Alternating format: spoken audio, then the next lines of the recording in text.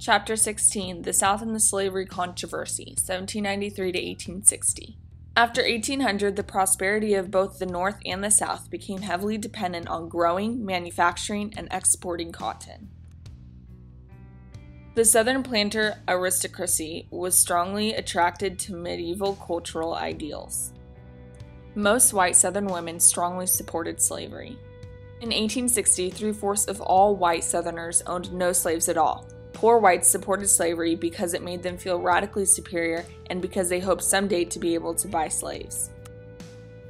Despite the outlawing of the international slave trade in 1807 to 1808, African slaves continued to be smuggled into the United States, Brazil, and the West Indies.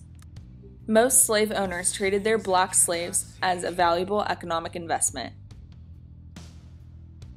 After about 1830, all criticism of slavery was suppressed in the South, including a prohibition of delivery of abolitionists' materials through the U.S. mail. By 1840, cotton had become central to the whole American economy because cotton exports provided much of the capital that fueled American economic growth. A large portion of the profits from the South's cotton growing went to the northern traders and European cloth manufacturers. Most Southern slave owners held fewer than 10 slaves. The last open debate inside the South regarding proposals to gradually abolish slaves occurred in the Virginia state legislature in 1830 to 1831. By the 1850s, most Northerners could be described as opposed to slavery, but also hostile to immediate abolitionists.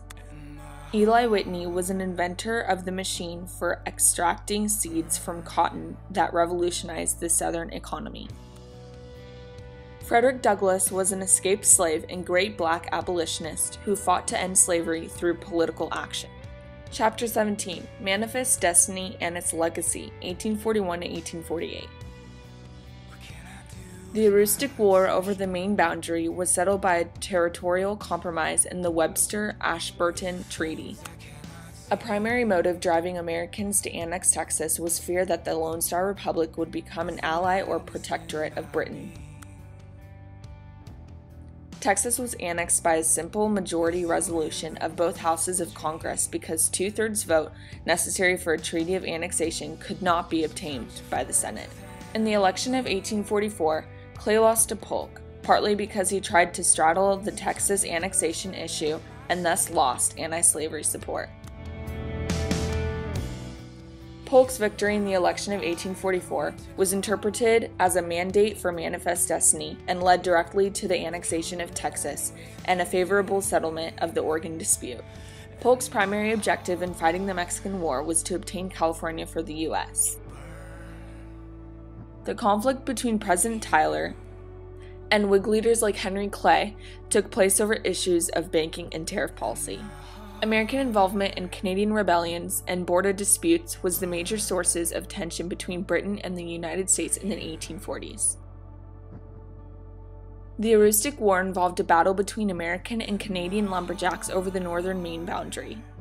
During the late 1840s, Texas maintained its independence by establishing friendly relations with Britain and other European powers. Texas was finally admitted to the Union in 1844 as a result of President Tyler's interpretation of the election of 1844 as a mandate to acquire Texas. The direct cause of the Mexican War was Mexico's refusal to sell California to the U.S. and a dispute over the Texas boundary.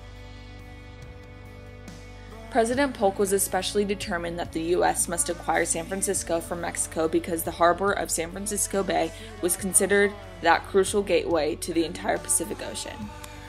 The brilliant American military campaign that finally captured Mexico City was commanded by General Winfield Scott.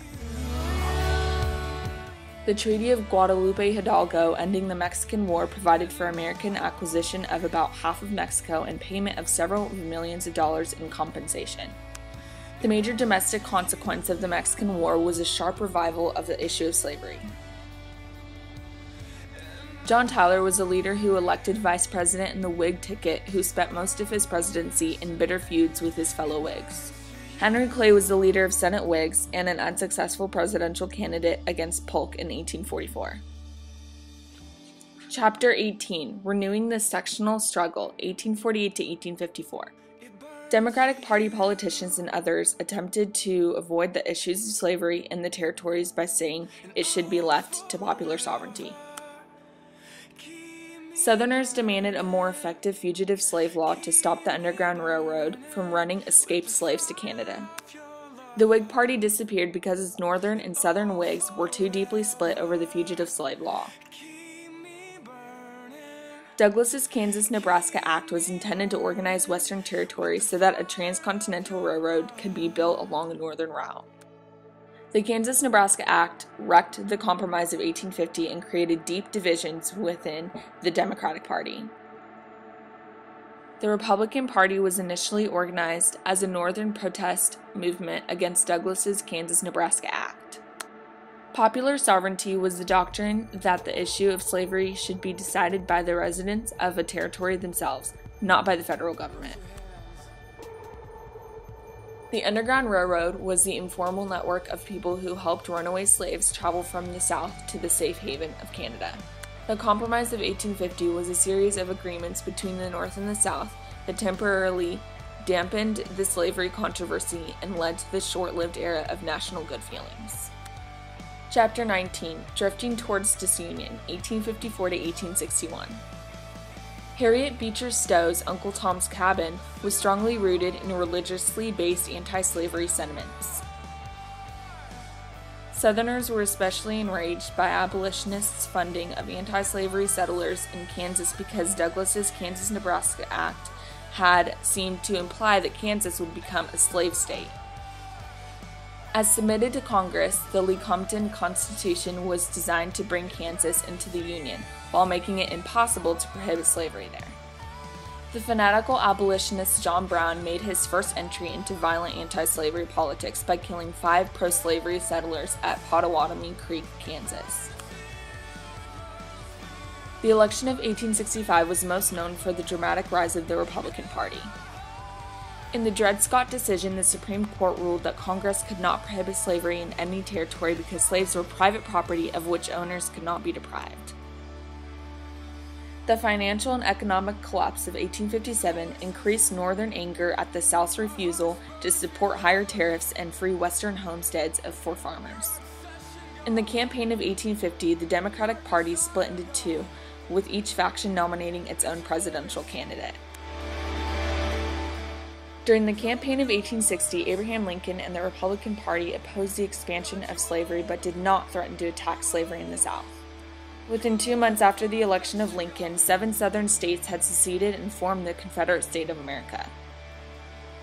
Lincoln rejected the proposed Crittenden Compromise primarily because it left open the possibility that slavery could expand south into Mexico, Central America, or the Caribbean. To view part 2 of this video, click on the link in the description box below.